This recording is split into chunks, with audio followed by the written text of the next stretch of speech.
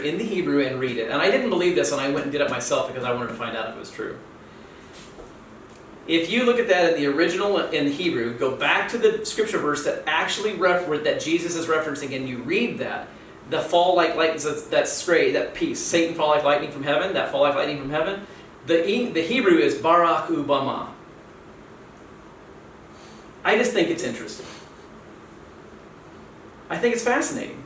I didn't believe it. When someone told me that, I'm like, yeah, right, whatever, you know. And I'm thinking, oh, you know what? I'm kind of a conspiracy theorist. I like stuff like that. It's just interesting. And I thought I'm going to go see. And so I went back and I found it, and I went back and I looked at it and read it in the Hebrew. Darned if it's not there. It's right there. I mean, that's a similarity that I think is just interesting. Satan fall like lightning from heaven. In the middle of that phrase is Barak Ubama. Why do we have that?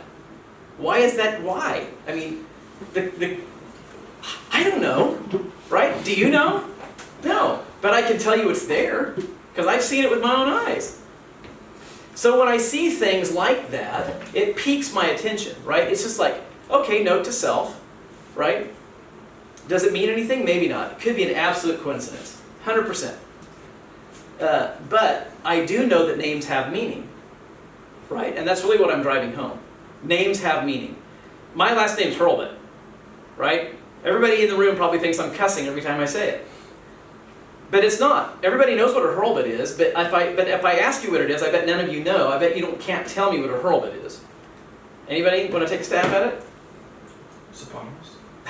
No, thanks. A hippopotamus, he said. No, he said hippopotamus. It was a made-up word. Oh, okay. I thought he said a hippopotamus. I'm like, a Hurlbut is a hippopotamus. No. So you've seen them. Every one of you have seen them. So go back into medieval times. You've got a guy standing in armor. He's got the spear with the axe head on top. That's a Hurlbut. You know what I'm talking about? It's the long spear with the axe head. It's got the half-rounded axe head on both sides. He's standing there holding the thing like that, and they use it in war. That's a Hurlbut. So it's got 7 different spellings depending on the language. It's H-U-R-L-B-A-T, H-U-R-L-B-U-T. There's different ways that it's spelled, but that's what a Hurlbut is. It's also, interestingly, a Hurlbut is also a game that's carried out in Britain that's kind of a cross between bowling and shot put. My name has meaning. What about the name Cooper? Everybody knows Cooper.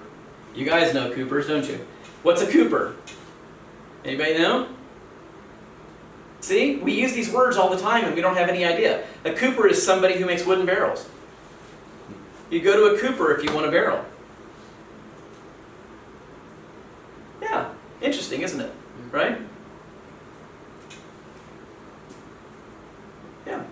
So I'm interested in these things. I think it's fascinating because names have meaning, right? We don't think about it because we just use the word to reference somebody, but we don't think about what it means, right?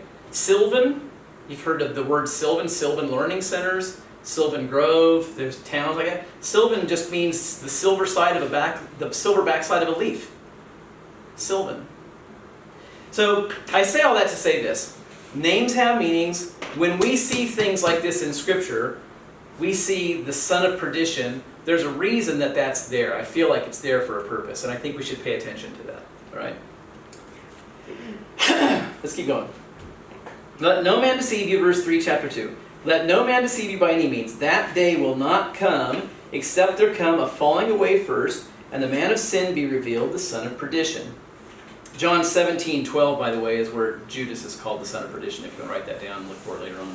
John 17:12. The son of perdition, this man, this beast man, opposes, verse 4, opposes and exalts himself above all that is called God, or that is worshipped, so that he, as God, sits in the holy place of God, showing himself that he is God. In other words, this guy is not leaving any room for any kind of dispute. He is saying, I am God. And this goes back to what Nero did. Nero, when the Romans came in, little history lesson, when the Romans came in, the Romans were really a pretty decent society for most of the world because they were polytheistic. They allowed multiple gods. They didn't have a problem with that. When they would conquer a new people, they're like, come in, welcome to the Roman Empire. Have some calf, enjoy yourself, get a pint, happiness, glad to have you. By the way, you're paying taxes, just so you know. But you're welcome to worship your gods. We're not doing anything with your temples. You're cool. You guys can keep doing your religious services. Just pay us our taxes. You guys can live life as normal. That's all we ask. Live life as normal.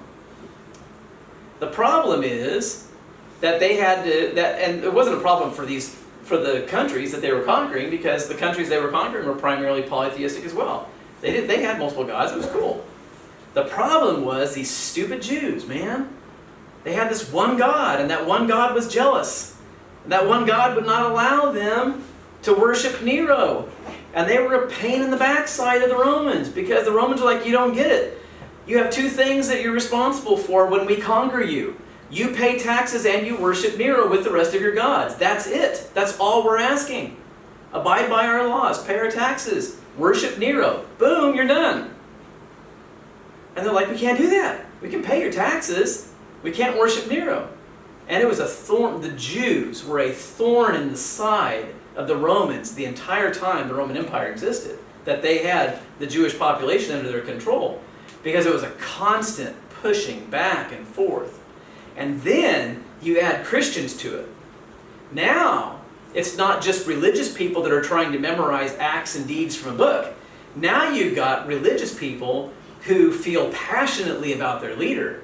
And this leader happens to be somebody that the Romans don't like, because they think that he could theoretically be trying to volley for a kingship. So you have these guys called zealots. And they're going around killing Romans because they don't know any better.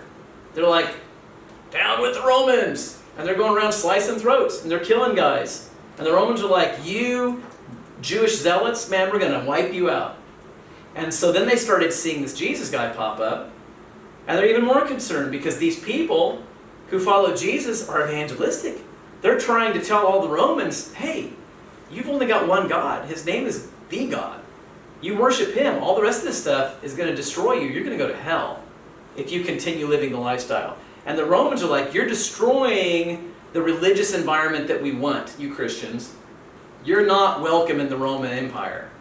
And it became very difficult for Christians, because it was just like Judaism 2.0. It was the Judaism, that God, monotheistic God, but now they had this Jesus guy that was a threat to the Roman government, so much so that they ended up killing him. But they couldn't get rid of it. Once Jesus is killed by the Romans, the Christians end up like mice. They just grow and populate, and it's getting out of control. So they start trying to annihilate Christians. The Christians go underground. They start running. But if you look at history, Nero Caesar, the king at the time, would take Christians, he'd strap them, cover them in oil, and light them on fire. And that's how he would light his courtyards at night when he would have his parties. He would light Christians on fire. So what I'm saying is, when we're looking at this guy here, verse 4, it says, this guy that comes up, this beast man, opposes and exalts himself above all that is called God, or all that is worshipped, so that he, as God, sits in the temple of God, showing himself that he is God. In the book of the Revelation, we'll see a scripture verse that says this: here is wisdom. If anyone has wisdom, let him calculate the name of the beast, because his number is 603 His number is 666.